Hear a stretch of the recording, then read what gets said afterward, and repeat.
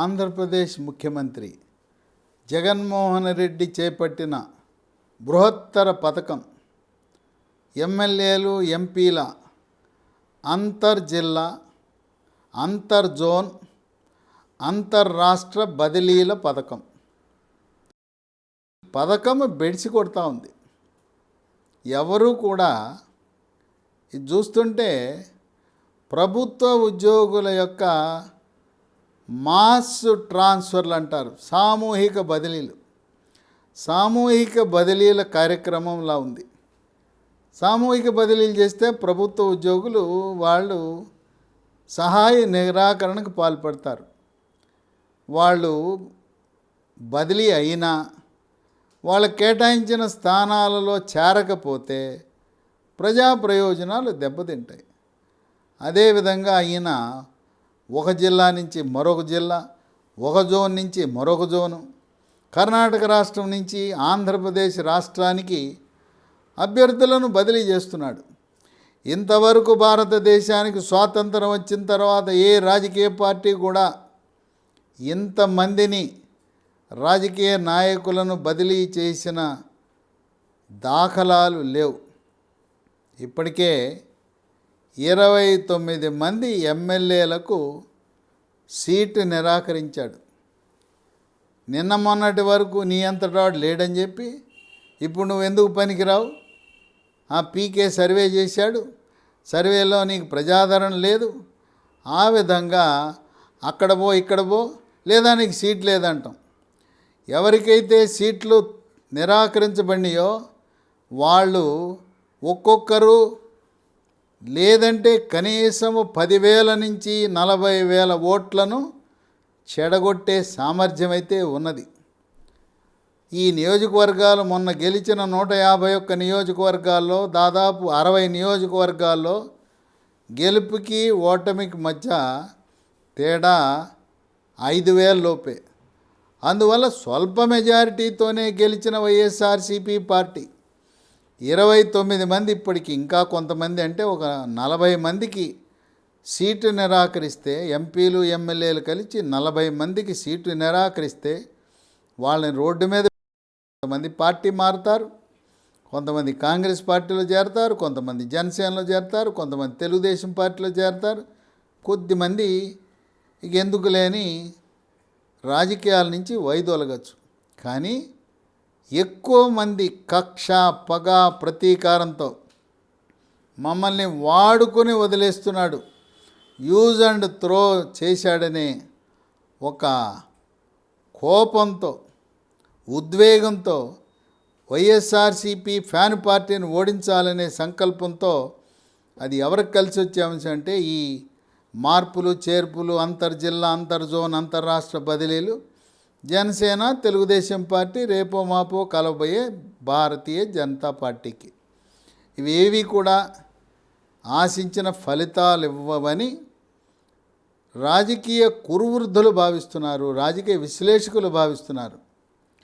ఇక దాంట్లో బదిలీలలో భాగంగా నరసరావుపేట లోక్సభకు ప్రాతినిధ్యం వహిస్తున్న లావు కృష్ణదేవరాయలు, ఆయన కమ్మ సామాజిక వర్గానికి చెందిన వ్యక్తి. విజ్ఞాన్ యూనివర్సిటీ లావు రత్తయ్య ఆయన వ్యవస్థాపక చైర్మన్, ఆయన కుమారుడు. లావు రత్తయ్యది గుంటూరు సమీపంలో ఉండే పెదనందిపాడు మండలం. వీళ్ళది గుంటూరు సమీపాన ఉన్న మంచో చెడో జగన్మోహన్ రెడ్డి ఆహ్వానించి నరసరావుపేట లోక్సభ సీటు కేటాయించాడు. ఇక అప్పటి నుంచి ఈ లావు కృష్ణదేవరాయలు ఆ వెనుకబడిన ప్రాంతము, వాళ్ళ యొక్క పేదరికము, వాళ్ళ యొక్క సమస్యలు చూసి చలించిపోయాడు. ఒక అవినాభావ సంబంధం ఏర్పడింది. పార్టీలకు అతీతంగా గ్రామాలు తిరుగుతూ రైతు సమస్యలు, పేదరిక నిర్మూలన, మహిళల సమస్యలు, తాగునీరు, సాగునీరు సమస్యలను చూసి చెలించిపోయాడు. ఈ లావు కృష్ణదేవరాయలు ఆయన 7 ఎమ్మెల్యేలకు 2019లో పోటీ చేసేటప్పుడు వాళ్ళు కావలసిన ఎన్నికల ఖర్చును ఆయనే కేటాయించాడు. దాదాపు ఆయన 150 కోట్ల రూపాయలు 7 ఎమ్మెల్యేలకు ఆర్థిక వనరులు కేటాయించాడనే వార్తలు గుప్పుమన్నాయి. తర్వాత రాజకీయ అవినీతి లేదు. విజ్ఞాన సంస్థల ద్వారా వాళ్ళకి రాజకీయంగా అవినీతి లేకుండా విజ్ఞాన సంస్థల ద్వారా వచ్చిన ఆ మిగులుని రాజకీయానికి ఖర్చు పెడుతున్నారు. విజ్ఞాన సంస్థల్లో ఉండే విద్యార్థులకు ఫీజు రీయింబర్స్మెంట్ విషయంలో కూడా లావు కృష్ణదేవరాయలు ముఖ్యమంత్రికి విన్నవించుకున్నాడు. అయ్యా, మా కాలేజీల్లో విద్యార్థులకు ఫీజు రీయింబర్స్మెంట్ రావటం లేదు, మాకు బకాయిలు ఉన్నాయి, బకాయిలు విడుదల చేసే విధంగా చర్యలు తీసుకోండి అంటే ఆయన విజ్ఞాన యూనివర్సిటీలో ఇప్పటికీ కూడా చెల్లింపులు సరిగా జరగలేదనే ఆరోపణలు ఉన్నాయి. అయినా లావు కృష్ణదేవరాయలు యువకుడు, ఆదర్శ భావాలు కలిగిన వ్యక్తి, అవినీతి లేకుండా, రాజకీయ అవినీతి లేకుండా తన జేబులో రూపాయిని ఖర్చు పెట్టుకుంటూ రాజకీయం చేసిన ఒక యువకుడు. ఆయన జగన్మోహన్ రెడ్డి పిలిచి, నీకు అక్కడ గెలిచే అవకాశాలు లేవు, అక్కడ బీసీని పెట్టాలనుకున్నా వెనుకబడిన వర్గాలకి, గుంటూరులో ఎవరు దొరకట్లేదు, గుంటూరులో గతంలో తెలుగుదేశం పార్టీ గల్లా జయదేవ్ చేతిలో మోదుగుల వేణుగోపాల్ రెడ్డి ఓడిపోయాడు. ఇప్పుడు మోదుగుల వేణుగోపాల్ రెడ్డి బావమరిది ఆళ్ల రామకృష్ణారెడ్డి కాంగ్రెస్ పార్టీలో చేరాడు. గుంటూరులో అభ్యర్థి ఎవరు లేరు, అయినా మీది గుంటూరే కదా. ఇప్పుడు గుంటూరు వేరే జిల్లా అయింది, నరసరావుపేట వేరే జిల్లా అయింది, పల్నాడు జిల్లా. కనుక మీ సొంత జిల్లాకు పో, నువ్వు వెళ్ళి గుంటూరులో పోటీ చెయ్యి అని చెప్పాడు. ఆయన ససిమేరా, నేను గుంటూరుకు వెళ్ళను, నాకు ఈ పేదరికంతో కొట్టుమిట్టులాడుతూ సాగునీరు తాగునీరు కరువైన ఈ ప్రాంతంతో ఒక అవినాభావ సంబంధం ఏర్పడింది, నేను మళ్ళీ నరసరావుపేటలోనే పోటీ చేసి రెండవసారి లోక్సభ సభ్యుడిగా ఎన్నికవుతానని చెప్పేశాడు జగన్మోహన్ రెడ్డి. అయినా జగన్మోహన్ రెడ్డి యొక్క ఆయన ధోరణిలో మార్పు లేదు, లావు కృష్ణదేవరాయలకు నరసరావుపేట లోక్సభ సీటు రెండవసారి ఇవ్వము అని చెప్పి ప్రకటిస్తూ బీసీ అభ్యర్థి కోసం వెతకటం ప్రారంభించారు. ఈ లోపల ఆ లోక్సభ పరిధిలో ఉండే 7 ఎమ్మెల్యేలు కూడా, అయ్యా జగన్మోహన్ రెడ్డి గారు, ఆయన సహకారం వల్లనే మేము ఆ రోజున గెలిచాం, ఆయనకి ప్రజల్లో మంచి పేరు ఉన్నది, మేము 7 మళ్ళీ గెలవాలంటే ఆయన అవసరం చాలా ఉన్నదని చెప్పి పెదకూరపాడు ఎమ్మెల్యే నంబూరు శంకర్రావు, చిలకలూరుపేట ఎమ్మెల్యే ఆమె ప్రస్తుతం విడుదల రజని గుంటూరు పశ్చిమకి బదిలీ చేశారు. ఆ స్థానంలో మల్లెల రాజేష్ నాయుడు అని వచ్చాడు. ఆ రాజేష్ నాయుడు కూడా ఈ లావు కృష్ణదేవరాయలు కావాలని కోరాడు. నరసరావుపేట ఎమ్మెల్యే గోపిరెడ్డి శ్రీనివాసరెడ్డి, సత్తెనపల్లి ఎమ్మెల్యే మంత్రి అయినా, ఆయన కూడా సీనియర్ నాయకుడైనా లావు కృష్ణదేవరాయలే కరెక్ట్ అయిన అభ్యర్థి అని జగన్మోహన్ రెడ్డి చెప్పాడు. వినుకొండ బ్రహ్మనాయుడు, గురజాల కాసు మహేష్ రెడ్డి, మాచర్ల పిన్నెల్లి రామకృష్ణారెడ్డి, వీళ్ళలో పిన్నెల్లి రామకృష్ణారెడ్డి, నంబూరు శంకర్రావు చాలా గట్టిగా జగన్మోహన్ రెడ్డికి చెప్పారు. 15 రోజులు చెబుతూనే వచ్చారు. అయినా జగన్మోహన్ రెడ్డి నిర్ణయంలో ఏమీ మార్పు రాలా. నియోజకవర్గ పరిధిలో గందరగోళం నెలకొన్నది. ఈయన బలంగా ఎందుకు అక్కడే నిలబడాలంటున్నా అంటే, ఆ ప్రాంతంలో కేంద్ర ప్రభుత్వ సహకారంతో జాతీయ రహదారులు అభివృద్ధి చేసిన ఘనత లావు కృష్ణదేవరాయలకు దక్కుతుంది. రెండోది, వీళ్ళు లావు రత్తయ్య గారు విద్యావేత్తగా ఎదిగినా ఆయనది వ్యవసాయ కుటుంబం, ఆయన రైతు కుటుంబం. ఆయన లావు రత్తయ్య, ఆయన తండ్రి తాత వాళ్ళందరూ కూడా రైతులు. అందువల్ల వాళ్ళకి వ్యవసాయంతో, రైతులతో, పొలాలతో అవినాభావ సంబంధం.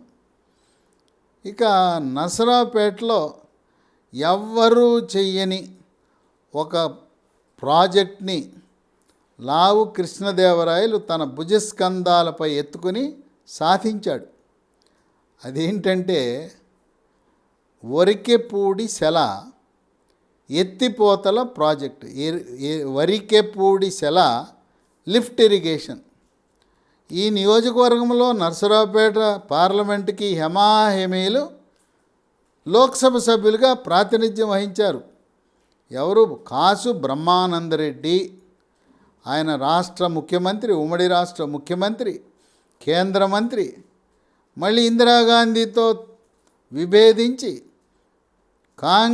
రెడ్డి కాంగ్రెస్ అని ఒక పార్టీ కూడా పెట్టాడు కాసు బ్రహ్మానందరెడ్డి. ఆయన 2 సార్లు ఇక్కడ లోక్సభ సభ్యుడు ఉన్నా ఏమీ సాధించలేకపోయాడు ఈ ప్రాజెక్టు. ఇంకొక ఇద్దరు హేమాహేమీలు ఉన్నారు. దివంగత నేత ముఖ్యమంత్రిగా పనిచేసిన కొణిజేటి రోసయ్య. ఆయన కూడా ఈ వరికెపూడి సెల ప్రాజెక్టుకి ఏమాత్రం అడుగు ముందుకు పడలా. అలాగే దివంగత నేత మాజీ ముఖ్యమంత్రి జనార్దన్ రెడ్డి, నెదురుమల్లి జనార్దన్ రెడ్డి కూడా ఇక్కడ లోక్సభ సభ్యుడిగా ఉండి సొంత పార్టీ అధికారంలో ఉన్న, యూపీఏ అధికారంలో ఉన్న సమయంలో కూడా, కాంగ్రెస్ పార్టీ అధికారంలో ఉన్న సమయంలో కూడా వరికెపూడి సెల ఎత్తిపోతల ప్రాజెక్టుకు మోక్షం లభించలా.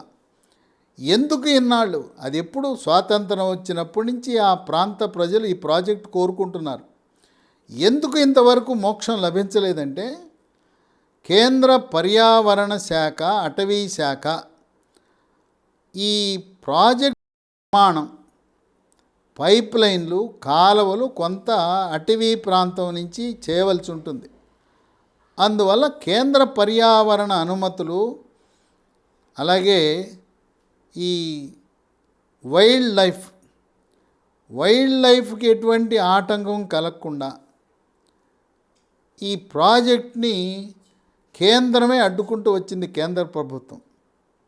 ఇక ఈయన లోక్సభ సభ్యుడు అయినప్పటి నుంచి లావు కృష్ణదేవరాయలు వరికెపూడి సెల ప్రాజెక్ట్ని భుజస్కంధాల మీద ఎత్తుకుని రాష్ట్ర అటవీ శాఖ, కేంద్ర అటవీ శాఖ అనేక మార్లు రాష్ట్ర కేంద్ర ప్రభుత్వ అధికారుల సమన్వయం ఏర్పాటు చేసి కొన్ని సందర్భాల్లో ప్రధానమంత్రిని కూడా కలిసి ఈ ప్రాజెక్టుకి మోక్షం లభించేలా కేంద్ర పర్యావరణ అటవీ శాఖ అనుమతులు సాధించిన ఘనత యువకుడైన, రాజకీయాలు కొత్తైనా, మొదటిసారి లోక్సభ సభ్యుడైన లావు కృష్ణదేవరాయలు ఇది సాధించటం పల్నాడు ప్రజలకు ఎంతో ఆనందాన్ని కలిగిస్తుంది.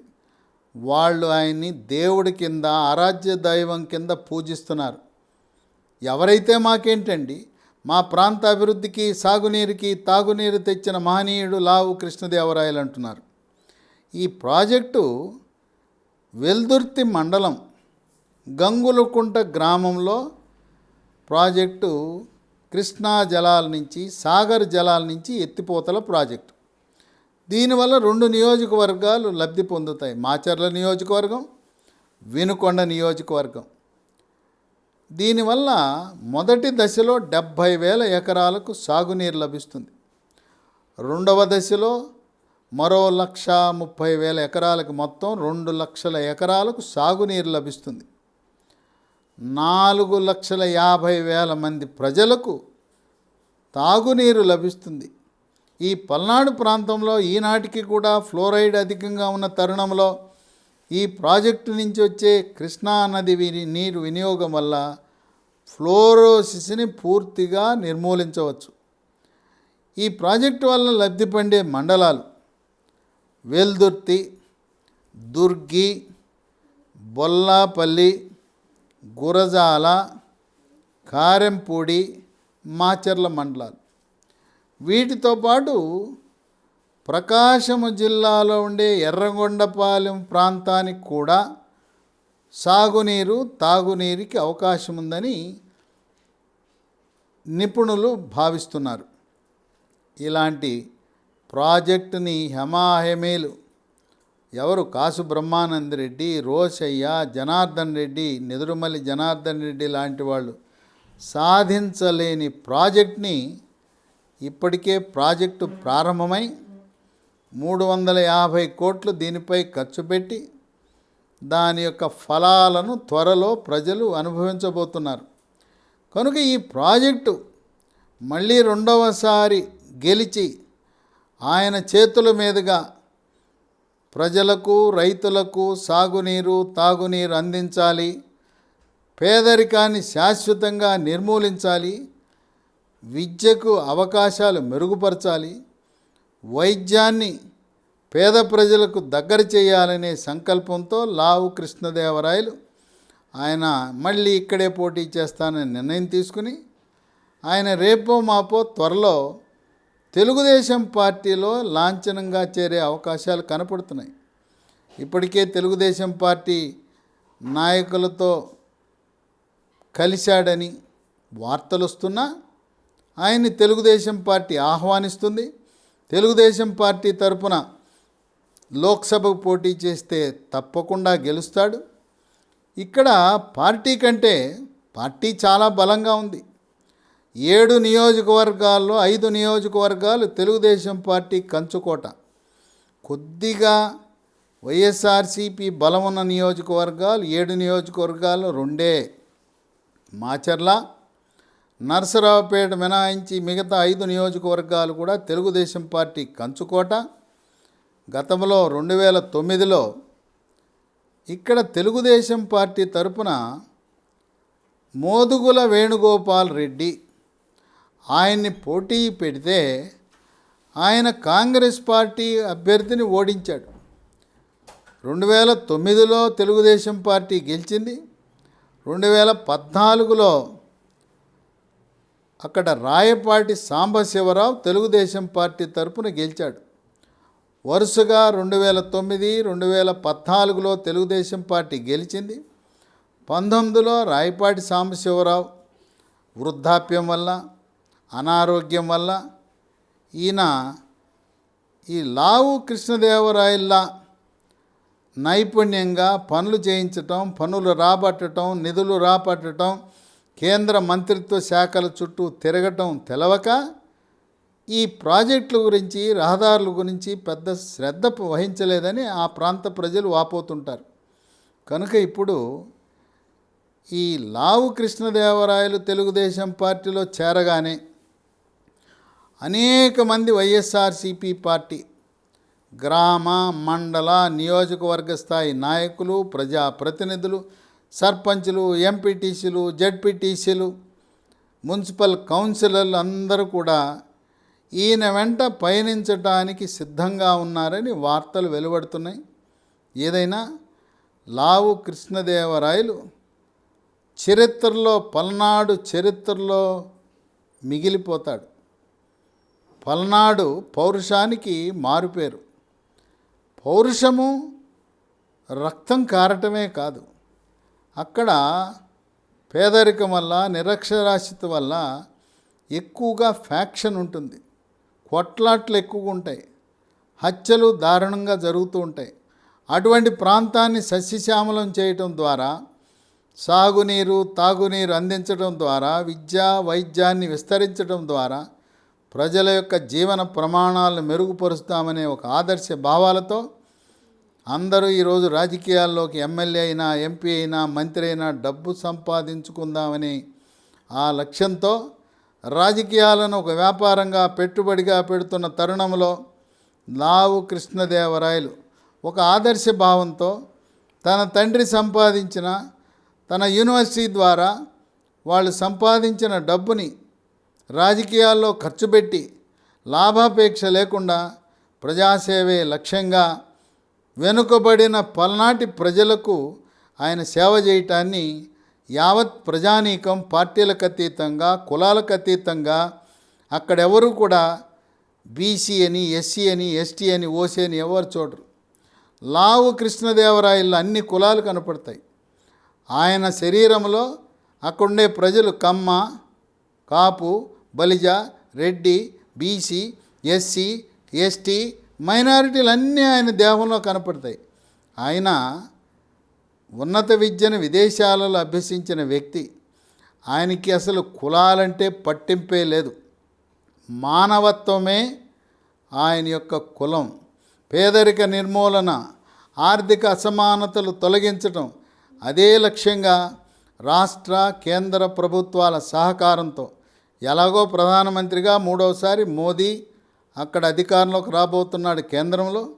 రాష్ట్రంలో కూడా ప్రస్తుత పరిస్థితులలో చంద్రబాబు నాయుడు ముఖ్యమంత్రి కావటం దాదాపు తథ్యమని విశ్లేషణలు వెలువడుతున్న తరుణంలో రాష్ట్రంలోనూ కేంద్రంలోనూ అనుకూల వాతావరణం ఉంటే ఆ పల్నాడు ప్రాంతాన్ని 7 నియోజకవర్గాలను ఆ ప్రాంత శాసనసభ్యుల యొక్క సహకారంతో, ఆ జిల్లా మంత్రుల సహకారంతో ఆ నియోజకవర్గం నరసరావుపేట జిల్లాను, పల్నాడు ప్రాంతాలను సస్యశ్యామలం చేసి గురజాలలో జరుగుతున్న మెడికల్ కాలేజీని ఈ విద్యా సంవత్సరంలో ప్రారంభించి అక్కడ వైద్య విద్యార్థులకు ప్రవేశం కల్పించాలనే సంకల్పంతో లావు కృష్ణదేవరాయలు దృఢ సంకల్పంతో తెలుగుదేశం పార్టీ తరపున పోటీ చేసి విజయం సాధించటము తథ్యం.